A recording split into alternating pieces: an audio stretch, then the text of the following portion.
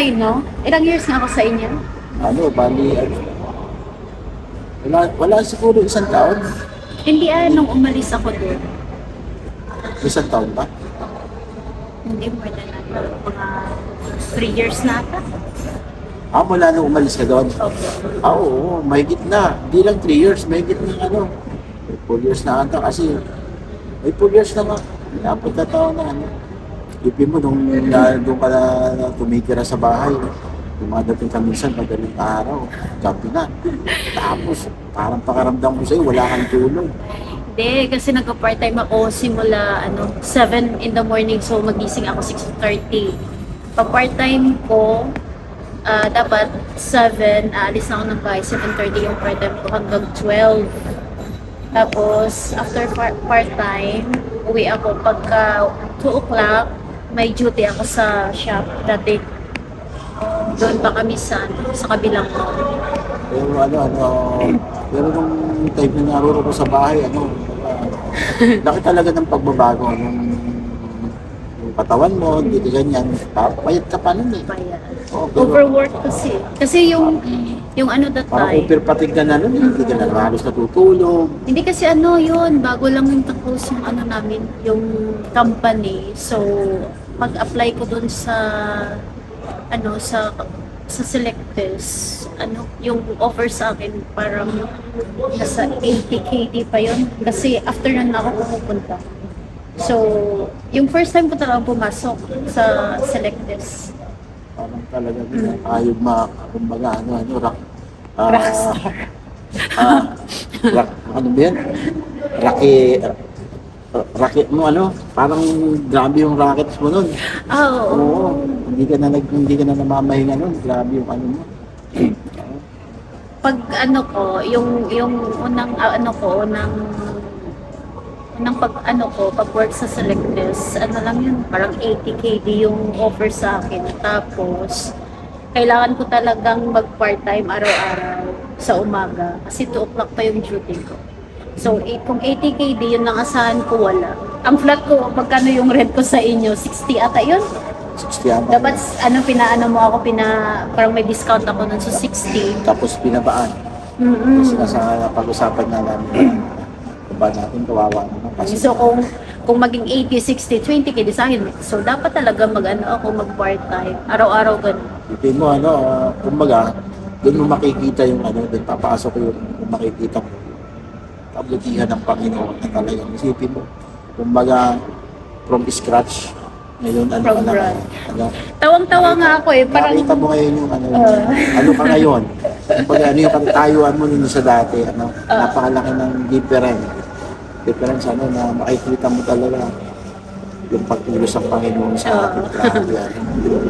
Talagang, hindi mo ma-express yung feeling mo, yung nag-aalakan mo, at saka nung nakita kita talaga, nabigla ako, sabi ko, Si Mark sabi ni Mark, nung pag-join ni Mark, sabi niya, ate, ang taba mo na. Sabi ko, anong mataba? Siyempre, hindi na ako nagpa-part-time gaya ng dati. Lang yun, pagdating ko sa bahay, so, aalis ako ng bahay 7, darating ako 12. Duty ko minsan alauna sa shop. Dapat maligo ako, ligo pato lang. 5 minutes, kain ako 5 minutes. Halos hindi namin ito nakikita doon sa bahay. Baga, matutulog ka lang. Parang hindi ka na nga natutulog. Pag natulog na kayo noon, pagdating ko, tapos kung umaga, wala na ako dyan. Wala na ako doon. Tapos pag nakikita kita doon sa labas, parang tingin ko sa'yo, stress ka, hindi maayos, parang kumbaga, alam mo yung tipo namin na punong-puno ka ng problema na hindi mo na maintindihan. Parang naman. Na ang pakaramdam ko sa'yo, kasi nga, kung nakikita sa dry na dry yung mo, wala kang kasigla-sigla. Kaya nga, sabi ni Brother Mark sa akin, si ate Cora, sino Cora? Yung kasama natin sa bahay, naging burgers mo? Yun na kasama mo? Oo. Tapos yun nga, yung pakasama, yung iba ka na nga daw, kumbaga, malaki na yung pagkakaiba niya sa dati. Tapos sabi ko, glory to God, napakabuti talaga ng Panginoon. Sabi nga, Romans 8:28, all things together for good. Kumbaga, dumating man yung buhay na masama, experience natin masama, mabuti, blessing pa rin yan. Teka sa blessing pa rin yan. Ano natin pagpapala sa Panginoon. Kasi doon natin makikita yung kabutihan ng Panginoon sa ating buhay.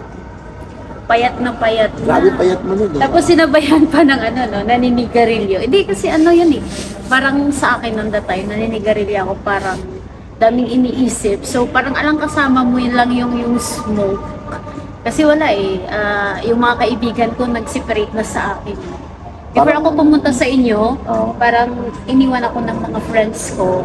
So nag-move ako sa inyo. Tapos sila nag-separate sa akin. So that time, sabi ko sa sarili ko, kaya ko itong mag-isa. So yun, part-time na ako ng part-time hanggang yun na, naawa ang Diyos, hanggang naging regular ako, tumaas ang sahod ko. Tama yung kumbaga, doon mo makikita yung ang Panginoon naman lagi naman nag-guide sa atin. Basta kumbaga, sumunod lang tayo sa kagustuhan niya. Kumbaga, yung plano ng Panginoon sa atin, hindi advance. Ang gusto ng Panginoon, makita tayo ng Panginoon yung puso natin, maging tapat tayo sa Kanya. At yung pagpapala niya, talaga namang naririyan na eh. Ano lang, hinihintay lang ng Panginoon. Handa tayo, may puso tayong pagsunod sa Kanya. Yun ang gusto ng Panginoon sa buhay natin. So yung blessing, nandiyan na yung blessing. Complete na yung blessing. Nung pa lang tayong kinreate ni Lord, tinulma tayo ng Panginoon. Kumbaga, nilagyan na ng stamp ng Panginoon yung mga pagpapala. Ngayon, ang tanong, bakit hindi nare-receive yung pagpapala? At hindi natin nararamdaman yung kabutihan ng Panginoon sa buhay natin. Yung plano ng Panginoon sa atin. Sabi nga, sa Jeremiah 29:11, for I know the plans I have for you, declares God, that plans to prosper you, not to harm you, plans to give you hope and a better future. Yun ang gusto ng Panginoon sa buhay natin. Kaya, bakit hindi nagagawa? At hindi tayo nag-obey, hindi tayo sumusunod. Ngayon, nakita ko sa'yo, kumbaga, transformation ng buhay. Bakit? Pag sabi ko nga sa'yo, kanina po, scratch, hindi nasa kalaki. Kaya, Diba? sa dati, parang alam mong walang-wala. Pero ngayon hindi sa magmamayabang. Dahil sa siguro, sa sakripisyo ko din at tiniis ko dati yun, yung mga pagsubok. Dati tayo, nag-part-time cleaner kami yung sahod ko pagdating dito from Philippines 2014. That was 2014. Sahod namin, hindi kami na-expect. Kasi by commission lang kami. In-expect namin na alam mo yung kahit wala kang schedule sa part-time, may may salary ka na in-expect. Pero that time is wala. So by commission lang kami, mga 1 year siguro yung nare-receive kong ang salary is 6,000 ganun. Which is free naman kami accommodation, ang food in transportation. So after 1 year, na-receive ko, tiniis yun namin hanggang bumagsak yung company namin. Then after that, for 7 years, 7 months. 7 months. After ng 1 year, ang salary ko is 6,000. After nun, 7 months before nagsara yung company, wala kaming sahod that time.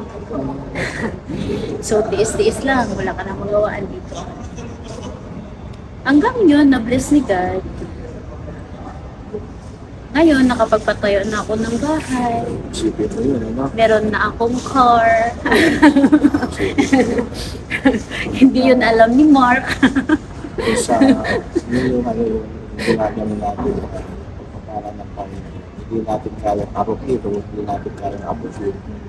Yung gustong gawin ng Panginoon sa atin. Yung plano natin, mas higit yung plano ng Panginoon sa buhay natin. Ang gusto ng Panginoon, totally, na sumunod tayo sa Kanya. Yun naman ang gusto ng Panginoon. Ayun, sabi mo nga, pero hindi mo pinagmamalaki kumbaga sa biyaya ng Panginoon. Nagkaroon pa ng bahay, nagkaroon pa ng sasakyan. Yun yung blessing ng Panginoon sa iyo. Mula ka doon sa, kumbaga, naranasan mo yung hirap eh. Sabi ko nga kung hindi ko tiniis yun, siguro nung sumuko ako, siguro hindi ko lahat yun na-achieve. Yes. Yung meron ako ngayon, may sasakyan, may bahay. Kasi dati back to sa ano ko, sa work ko dati, walang salary. Tapos, siyempre pag walang salary, wala din kami pambili ng food. Sinong inaasahan namin? Eh, doon hingi ng hingi sa ano, sa mga madam na pinapart-time na. Minsan, siyempre, ang madam, minsan meron ding mabuti, hindi namimigay. So, minsan, kakatawa no, sorry. Minsan, alam mo yung nagnanakaw ka na lang kahit na yung pangsahog sa loob ng bahay para makasurvive lang kayo ng mga part-time. Kung bagay, buhay OFW talaga napakahirap.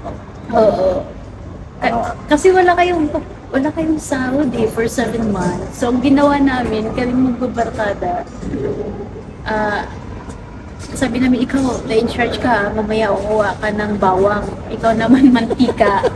So, syempre, parang heist, okay. O, wala kang magawa eh. Kung hindi ka mag-heist, hindi ka magnanakaw.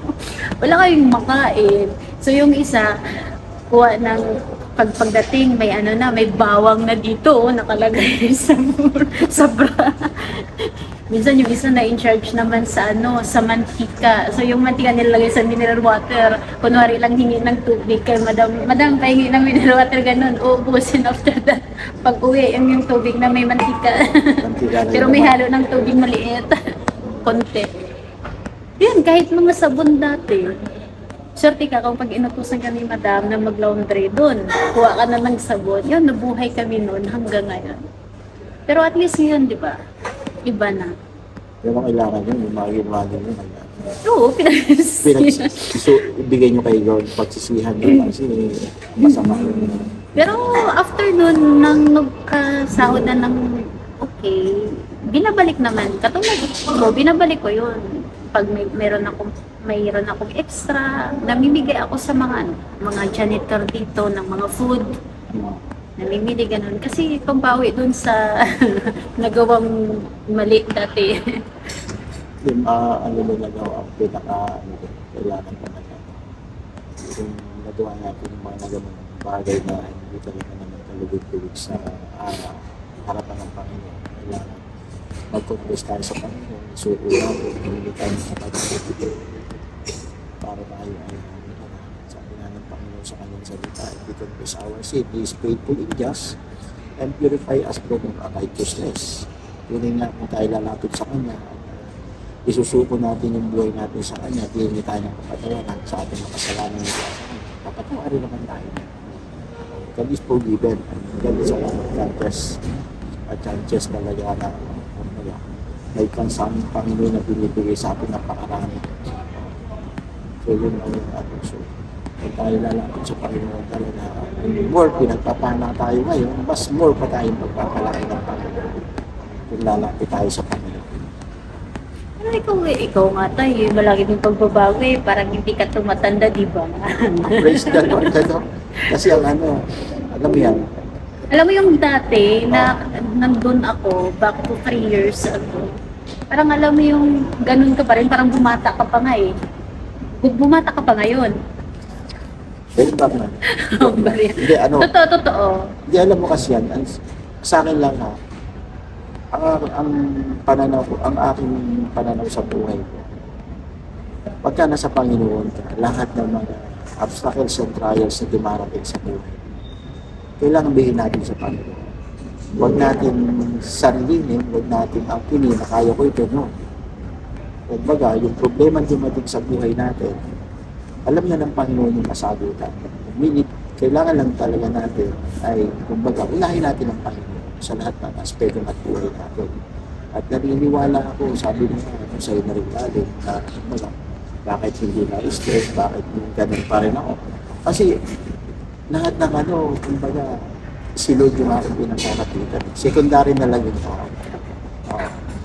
At tandaan mo, ang anak ng Panginoon, ang mga anak ng Panginoon, lagi niyang pinag-iingatan sa lahat ng aspeto, kalusugan, sa lahat ng, kumbaga, from head to foot, pinag-iingatan mo ang kanyang mga anak.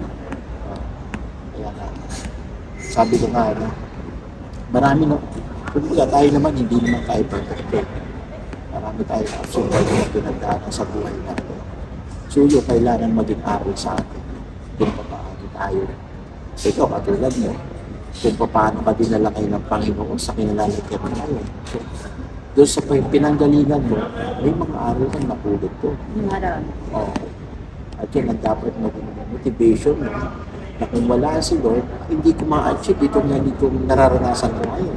Dahil ang sabi nga, o yung lahat na mayroon tayo ngayon, ay hindi natin dapat ipagmalaki na kaya ko. Ito na-achieve ko sa sariling kakayanan ko. No.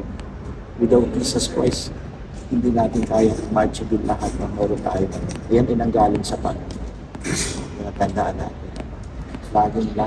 Lagi kumbaga, blessing ng Panginoon sa atin.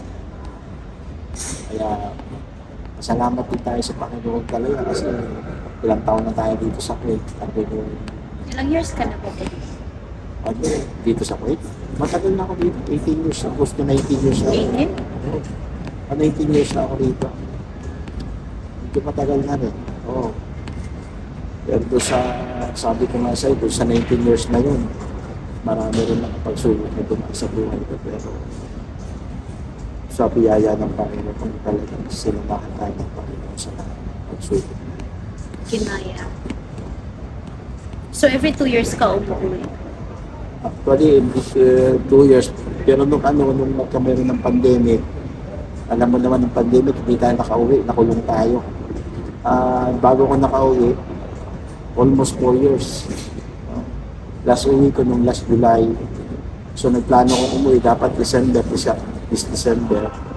Eh, yung kasama kong pastora sa church, na si Rian, dalawa, pastora din, tsaka si pastora Ana. So ayun natira.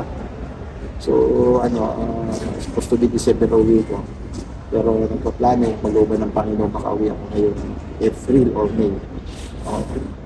Yan ang plano natin. Pero ano kalooban ng Panginoon. At Ako 6 years na ulit na hindi nakauwi. alam mo, masaya ako nung nabalitaan ko na sabi nga sa akin, Kuya, si Ate Dora. So, Naging artista sa Alphanar. Oh, Masaya. di ba? Bongga. Masaya ako yun kasi yung dating stress na tao. Ngayon nakita ko yung kagalakan sa buhay niya, masaya. Yun yung pinagdaanan, hirap. Hirap yung pinagdaanan, no? Eh, na-achieve mo yung pagustuhan. Gusto. Si Mark na dati, ano lang eh. Ngayon, tingnan mo, parang si Piolo Pascual na. Balay. Pero iba sa akin, tay, parang bumabata ka, tay. Parang baliktad ka Mark, ata. hindi Kami ka tumatanda, parang ikaw bumabata ka. Ano ba talaga, tay? Piniiyak mo naman ako, pambira ka naman.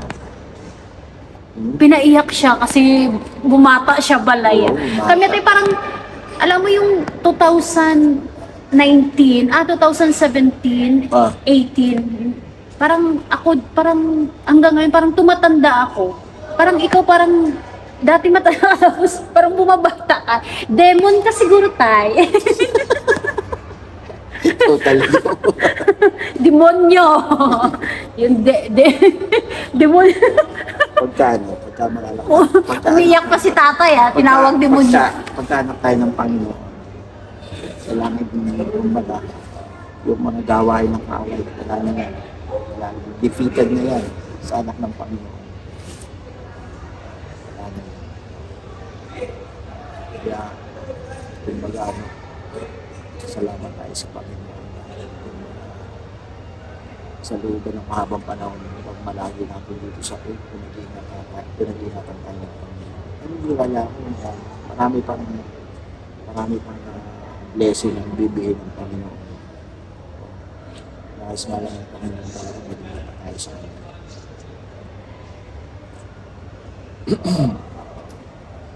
Alala ko nung alala ko talaga nung hindi bago nilipat ko sa amin, talagang larag na larag ko. Alam mo yung parang OFW na yung trabaho, so kaya hindi maintindihan, parang construction worker. Construction workers. Tapos nagigising ka pa every Thursday night, yung katabi mo, ang ingay-ingay pa. Sino bang katabi nito? Sila, yung lalaki, ano? Yung nagtatrabaho sa... Sa Almusayni. Opo. Ang ingay, nag-ano sila, parang lumalabas sila pagkatapos madaling araw ng Sabi. nauwi. Tapos ang ingay, nagkukwentuhan. Siyempre yung partition na yun, it's plywood lang.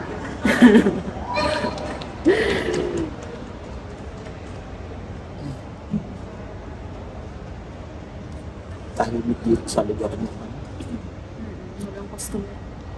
Ikaw naman, nakapagbakasyon ka na since na pandemic. Wala. Yung last vacation ko is sa 2019. After yung pagbalik ko dito sa Kuwait, nag-pandemic. Hanggang ngayon, Uh, tagal na. tagal na. Tagal na. Mga 4 years. Punta ka na sa 5 years. 5 years. Hindi ko alam kung kailan ako magpakasyon. Nagkaplano ka magbakasyon. Walang pera. Walang pera. Hindi, may pera yan. May pera, pero hindi kasya. Huwag mo sabihin natin na, kumbaga, huwag natin, Mga ilang magkano may pa pera, dapat? hindi sapat. Oo. Oo, dapat ano. Mga magkano pa dapat tayo yung budget pag umuwi? Depende sa'yo. Magkano. Maging mayor ka pag uwi ng Pilipinas. Maging mayor. Pag naging mayor ako pag umuwi ng Pilipinas, malaki-laki siguro gastos mo 1 week pa lang.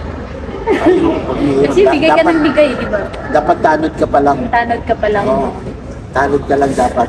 O kaya yung magbawalis ka lang sa kalsada. Para hindi masyadong magastos. Mayor na talagang, kumbaga, ilalagay mo lahat din yung bawat lapit sa'yo. Bibigyan mo yun. Kaya, pero dapat malaki din ata yung ano ko pag nagbakasyon ka. Mahal ngayon sa Pilipinas. Hindi, pagka ano naman, depende na rin sa'yo. Depende sa'yo, di ba? Depende naman sa'yo kung paano mo i-handle yung finances mo sa Pilipinas. Kaya maraming mga OFW hindi makapagbakasyon kasi dahil nila walang pera. Depende yan. Kung talagang gusto mo magbakasyon, ayaw mo magbakasyon. Oo. Ay, pwede na magbakasyon ka lang na talagang sa tingin mo. Ito, so okay na to. Kailangan yung kung pala budget, kailangan pala, dito ka pala, isagligate mo na yung mga, eto, para dito, para dito, para dito. Huwag ka nang i-exist, mag-i-exist ko sa mga budgeting. Kasi pag nag-exist ka na doon, sila yung budget mo. Oh. Example, yung budget mo sa food mo sa araw-araw, 500 o 1,000 na lang. Ilang buwan ka rin. 1,000 one day? Hindi, pero pagpalagay mo na yun kasi marami. One day, right? O, isang araw yun. Kailangan namang pupunta sa inyo ng mga ano, hindi mo sila ano. Ipalay mo 1,000, sa loob ng isang buwan, 30,000. Oh. Dapat yung 30,000. for naka-budget. Oh, budget mo yun. So, lalabas kayo. Palagay mo, kung ipapudget sa isang labas mo, mga 3,000, 3,000, maliit yun. Mga 5,000. Sa 10 labas mo, 50,000. So 50, 80. 80,000 na. Oh. Hindi, magpunta lang pag wifi may mga 150 siguro, 150, 200. 200. Okay na yan, nakapagpakasyon ka na ng maayos. Bumalik mo na yung family mo. Inshallah. Ganda Maybe no? this year or next year. Maganda yung ano yun, maganda yung paano dito. Pagka kayo hindi katulad ng ibang talaga. Pagka, Ano. At saka okay yung ano namin dito kasi kaming mga staff parang nagkakaintindihan kami. dito tatlo kayo dito. Ito po. Nasaan yung isa? Pangmaga. Nag-out na lang. Pangmaga. 10 to 6.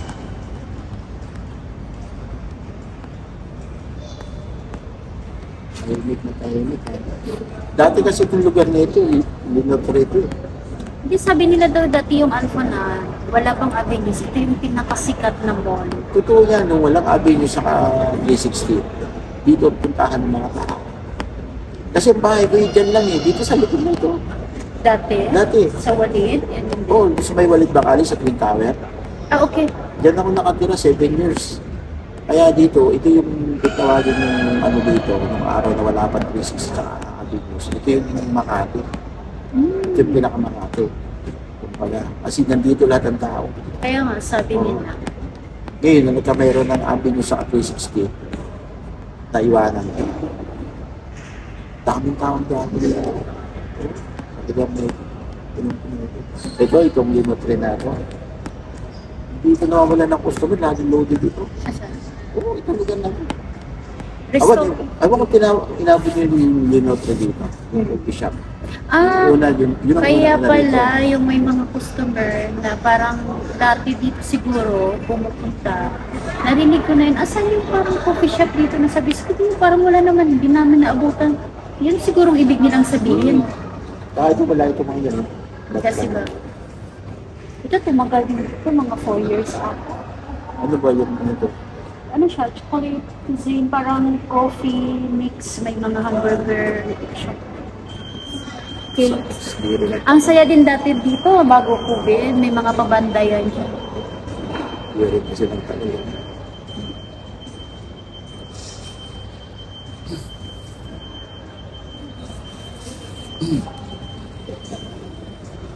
Ngayon, dyan lang yung, saan ang bahay mo yan? Saan ang bahay mo rito ngayon? Malapit Doon lang. po sa may Block 5, sa ano, alam mo yung Salmia Park, tawid ka pa, then may, Dito, Salmina pag dito. opo, tatawid ka po. Doon sa may, ano, sa may Burger King. Doon pa, di ba may parang may bank dyan, Oo. sa likod. Sa likod mo. 15 Di minutes. ba mayroong road ata din yung parang ano, yung Jamia? Yung Opo, Jamia sa pa- likod. Sa likod nun. Sa likod. Ay, medyo malayo-layo din yung lalakad mo, no? Pag ano siya, pag mabagal ako, mga 15 minutes, pero pag diretso-diretso siya, at saka walang ano, traffic. Di Kasi ba may dalawang highway ako. May tulay doon nga, hindi ka ba doon madasa? Ay, hindi ako. Madasal. Kasi pag dumaan ako sa tuloy lalakad, ano ko pa. So, Wala, diretso-diretso dumaan ako. ka lang, Paglabas diretso. ako ng park, tatawid lang ako. Diyan, nung nandito ako sa Salmi, diyan ako nagkikabig sa amin, yung sa Kawalin, yung lugar doon. Ang pangit na ngayon dun, puro ano, tawag ito, pusa. Kaya ang baho. Pag nag-ano ka, Tsaka walking ka dun, tsaka parang, parang ano nata ngayon, hindi namin lilinis na. Hmm. Yung dati yan, tambayan pa rin. Nung wala pang avenue sa araw, dami-tao yun, tambayan niya ng mga family. Masarap sana pag ano, pag tumawid ka dyan kasi ang lamig. Parang alam mo yung marami kasi puno. Pero kung baho, Tapos yung ano doon, yung building dito, yung building dyan na, di ba to, yung sa harapin ng dalawang school. may building dito mataas, tumira din ako doon. Ah, okay. O, nakita ko dyan sa Mataas, yung old building na yon. no, okay. Pero pa sa likod na gano'n, pag nasa likod titingnan mo parang old building na mayroong pinaka ano siya, terrace na gano'n. Pero nandito kami sa Yung bago mag-park, dito sa gilid. Oo, sa Ah, gilid. Tapos ang trabaho ko dati, dito lang dito sa may ano, sa may sportsman, yung building niyan. Yung sa may Alumatania, sa kabila ng Alumatania. Yung trabaho ko dati, wala natin dito. Ang tao natin lang dito, wala na. Wala na. Nakita ko siguro yung last na pinakamaraming tao. Parang, ano, kasagsagan ng vaccination na parang allowed lang yung mall kahit wala kang hindi ka nakabaksin. Allowed lang sila mga paso. Merong mall na hindi. Kaya yun, parang halos lahat dito pumunta. 5 p.m., punong-puno na. Ito dito. Wala na silang choice eh. Marami din hindi nagpabaksin. So dito sila pumunta. Yung hindi na vaksinahan, that time siguro lahat ng customer every 5 p.m. puro hindi yun na-vaccine. Salamat ko sa mga viewers mo. Ay! Sa viewers natin. Ano ba? Nakaano pala to tayo? So maraming salamat po Pwede di mo tayo sinabi. papasalamat po si Super D. Maraming salamat po sa mga viewers na patuloy po na sumusubaybay po sa ating mga videos, sa mga vlogs po. Naway po ay huwag po kayo magsawa na manood po sa mga vlogs po ni Super D. At tandaan po natin na huwag po natin kalimutan na ang pinakamala, pindutin po natin yung bell, para lagi po kayong updated sa lahat po ng mga videos natin. At ito po yung ating kasama po, si Madam Cora po. Ala, hindi ko alam dahil na-vlog niyo pala may camera. Alam po, So, Kaimot-iyo. si Madam Cora po ay isa po talagang Artista sa Kuwait, charot. isang hard worker na isang OFW po. Hindi ko alam naka-vlog ka, tatay, ah. So, yan po, maraming salamat po and God bless us all. Bye-bye! Bye!